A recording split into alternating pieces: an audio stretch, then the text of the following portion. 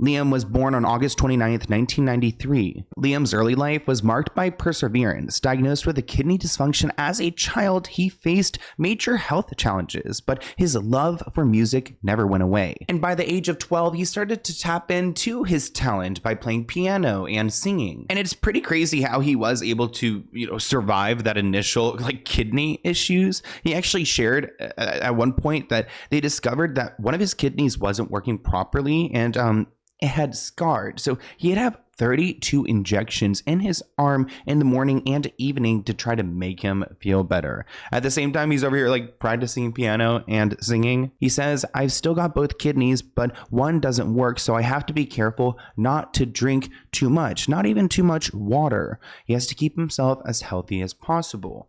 Note this because, unfortunately, he struggled with alcohol. So to know that this is the body he was born into and the health issues he's going to face, it's going to end up being detrimental. Now, he was forced into the limelight at a young age. I'm talking 14 years old. He auditioned for the X Factor in 2008, impressing judges, but ultimately being told by Simon Cowell to return when he was older and more polished. Liam took Simon's words to heart, and he spent 2 years refining his skills before re-auditioning in 2010. That's whenever he was able to go in front of the judges and to prove himself and move on to the next round. Now, despite Liam having an amazing audition, his future wasn't going to be on X Factor. Simon Cowell actually had a plan for him. Something about Simon Cowell creeps me out, but he wanted Liam to go into this boot camp and to maybe join some guys and have a boy band. Liam was paired with 4 other talented contestants: Niall, Zayn, Harry, and Louis. Imagine it. Let's do an imaginary boy group if we want to start one, instead of just saying no. Exactly. Yes. I love this guy. Yes. Italian. I like it. I think he's sang Life on Mars. I think he's interesting. Can you imagine if your face was here and you're like, damn it, I was so close. I like the fact that he's Theatrical, Simon. obnoxious, He's theatrical. egotistical, Yes. difficult. He is. Let's do I that. Yes. like that. Me too. You know what? He's not a puppet. No, he's not. And you remember him. I like him. Okay. And we just feel that you're too talented to let go of. Honestly, what a great opportunity though. Hey, instead of letting you go, if you guys can form a great band, then have at it. We think it would be a great idea to have 2 separate groups. We've decided to put you both through. Wow, and that's the birth of One Direction. Now, the group's chemistry was instant. I don't know about those other ladies, but they worked it out. Liam's powerful voice and natural leadership qualities quickly earned him the nickname Daddy Direction. Nicole Scherzinger later reflected, saying, "I think Liam could be their leader. He has the drive and the talent to carry the group forward." So after the show was wrapped, Simon decided to take One Direction and go sign them with his label. That's when we got tracks like That's What Makes You Beautiful and their album Up All Night, which was released in 2011.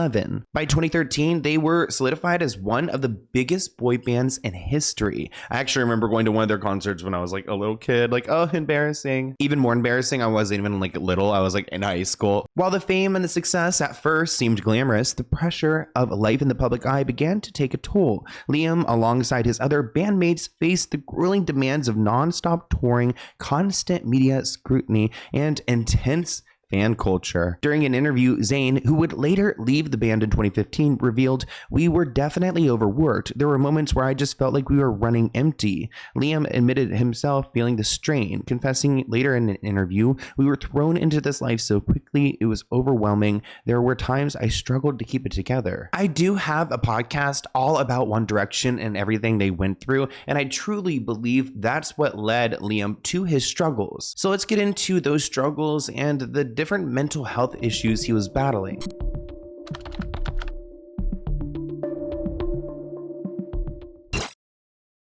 We have headlines like this: Liam Payne's tragic struggle with drugs and alcohol before his death. While speaking to Men's Health Australia in 2019, Liam opened up about the lonely aspects of fame, and he said he began drinking to help process his feelings. Remember that kidney problem?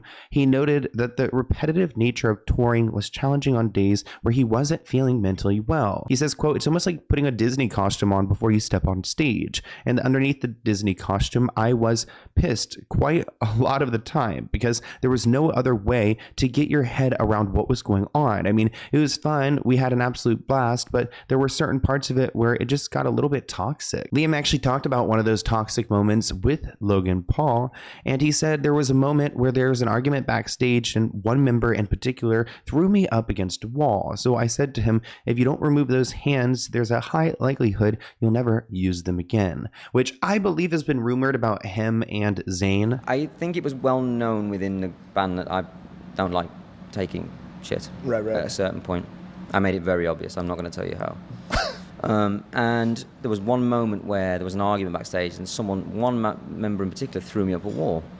So I said to him, if you don't remove those hands, there's a high likelihood you'll never use them again. Liam was difficult to get along with at first. I mean, he did not get along with Zayn, and at first he also didn't get along with Louis. He claims on tour while they're in the band, the best way to secure them, because of how big we got, was to lock us in our rooms, like a hotel room with a mini bar. So at a certain point, I thought, I'm just gonna have to party for one, and that seemed to carry on for many years of my life. Then you look back on how long you've been drinking, and you're like, Jesus Christ, that's a long time. He said being trapped in lonely hotel rooms really effed him up, which I can imagine, like being in all these different places, but you have to be locked inside and you cannot leave because you're too famous and it's dangerous. Liam also opened up about his struggles with substance abuse. Speaking on the Diary of CEO podcast in 2021, Liam told the host that he had struggled with severe unaliving thoughts and heavy drug use. Quote, I was worried how far rock bottom was going to be. He even questioned, where is rock bottom for me? And you would never have seen it. I'm really good at hiding it. No one would have ever seen it. I was worried how far my rock bottom was going to be. Where's rock bottom for me? And you would never have seen it. I'm very good at hiding it. No one would have ever have seen it. But rock bottom, I mean, I don't even know if I hit it yet. This year's forced something out of all of us. And for me, it forced me to really look at my life and go, what the F are you doing? Like, grow up. And that was the point. Following the news of Liam's passing, a chilling photo of him resurfaced where you could see that he is on the ledge of some apartment building back in 2014.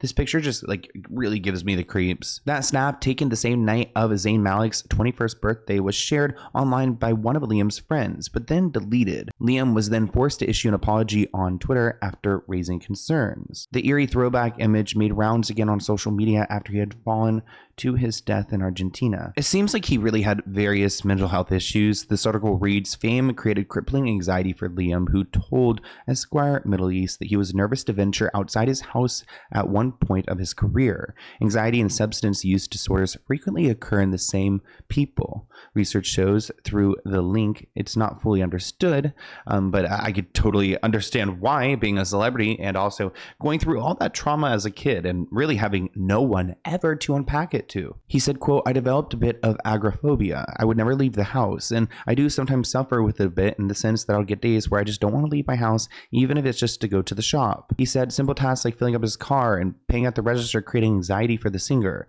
I could feel it now. It was like this horrible anxiety where I'd be sweating buckets in the car thinking I don't want to do this. He said there's some stuff that I've definitely never spoken about, and it was really, really severe. Liam also talked about seeing a picture of himself on a boat looking all bloated out with what he called pills and booze face. He said my face was just like 10 times more than it is now, and I just didn't like myself very much, so I decided to make a change. It was only until I saw myself after that I was like, right, I need to fix myself. There was like a few pictures of me on a boat and I'm all like bloated out, and I call it pills and booze face. And I was like this, like my face was just like 10 times more than it is now.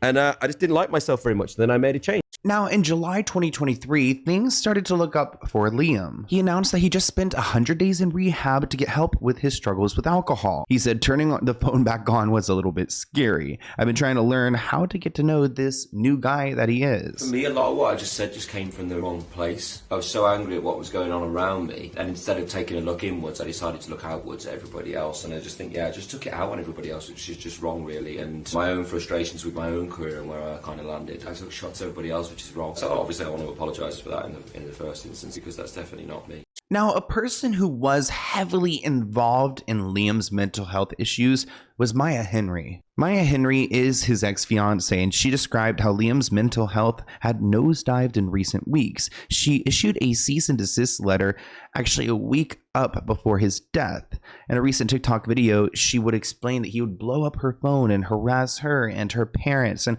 it seemed like he always wanted to get back with her, but she was done with him, especially after what she described as a very abusive relationship. And it's sad because when you look at old interviews of Maya talking about Liam, it's almost like she predicted his passing. He would always play with death and be like, well, I'm gonna die. I'm not doing well. I know the lifestyle he lives, and there is a day where something bad is going to happen. So I would always be like, okay, he's saying these things. I have to help him, because if I don't, I will never be able to live with myself if something does happen to him. Thank you for watching this clip from the Let's Get Into It podcast. To view the full episode, visit the link listed below.